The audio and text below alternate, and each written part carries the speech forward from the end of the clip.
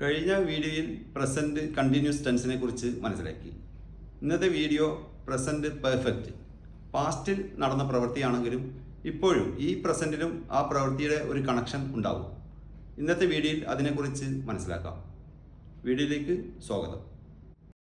പാസ്റ്റിൽ നടന്നു കഴിഞ്ഞ പ്രവൃത്തി സമയത്തെ കൃത്യമായി സൂചിപ്പിക്കാതെ പറയുന്നതിനു പ്രസൻറ്റ് പെർഫെക്റ്റ് ടെൻസ് ആണ് ഉപയോഗിക്കുന്നത്.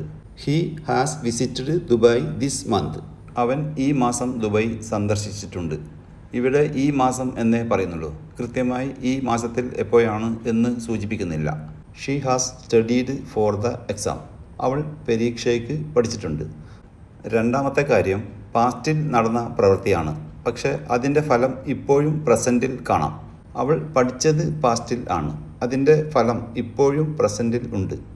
അതായത് അവൾ ഇപ്പോൾ എക്സാം എഴുതാൻ തയ്യാറാണ്.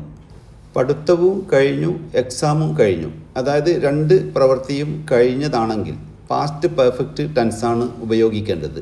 She had studied before the exam started. അവൾ പരീക്ഷ തുടങ്ങുന്നതിനു മുൻപ് പഠിച്ചിട്ടുണ്ടായിരുന്നു. അപ്പോൾ ഹാസിന് പകരം ഹാഡ് ആയി മാറും. പാസ്റ്റ് പെർഫെക്റ്റ് ടെൻസിനെ കുറിച്ച് വിശദമായി വീഡിയോ ചെയ്യുന്നുണ്ട്. മറ്റൊന്നുകൂടി നോക്കാം. They have gone to the market. അവർ മാർക്കറ്റിലേക്ക് പോയിട്ടുണ്ട്. ഇനി സെൻറ്റൻസ് സ്ട്രക്ചർ നോക്കാം. Subject they, auxiliary verb have, main verb gone, rest of the sentence to the market. ഇതിൽ പ്രധാനമായി മനസ്സിലാക്കേണ്ട കുറച്ച് കാര്യങ്ങൾ ഞാൻ പറയാം. ഒന്ന്, സബ്ജക്റ്റാണ് തുടക്കത്തിൽ വരാനുള്ളത്. രണ്ട്, സബ്ജക്റ്റിനു ശേഷം ഓക്സിലറി വെർബ് ആയ ഹാവ് കൊടുക്കണം. മൂന്ന്, മെയിൻ വെർബ് V3 ഫോമാണ് ഉപയോഗിക്കേണ്ടത്. മെയിൻ വെർബ്സിൻ്റെ ടേബിൾ ഒന്ന് കണ്ട് വരാം. ഇവിടെ V1, V2, V3, V4 എന്ന ഓർഡറിലാണ് വരുന്നത്. ടെൻസ് ഏതാണ് വരുന്നത് അതിനു അനുസരിച്ച് ഫോമിൽ മാറ്റം വരും. പ്രസൻറ്റ് പെർഫെക്റ്റ് ടെൻസ് വരുമ്പോൾ V3 ഫോം തന്നെ ഉപയോഗിക്കണം. നാലാമത്തെ കാര്യം today, this week, this month, this year എന്നൊക്കെ ചേർത്ത് പറയാം. ഇതൊക്കെ പ്രസൻറ്റിൽ പെട്ടതാണ് in English grammar. Yesterday, last week, last month, last year എന്നൊക്കെ ചേർക്കാൻ പറ്റില്ല. ഇതൊക്കെ പാസ്റ്റിൽ ഉള്ളതാണ് in English grammar. Subject they മാത്രമല്ലാതെ മുഴുവനും കൊടുത്തുകൊണ്ട് സബ്ജക്റ്റിനെ രണ്ടായി തിരിക്കേണ്ടതുണ്ട്. I, you, we, they subject plural. He, she, it subject singular. ഇത് എന്തിനാണെന്ന് മനസ്സിലായോ? ഓക്സിലറി വെർബായ ഹാവ് എല്ലാ സബ്ജക്റ്റിലും ഉപയോഗിക്കാൻ പറ്റില്ല.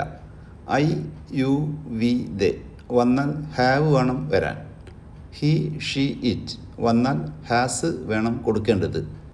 ഈയൊരു ടെൻസ് വരുമ്പോൾ സബ്ജക്റ്റ് ഐ പ്ലൂരലിൻ്റെ കൂടെയാണ് വരാറ്.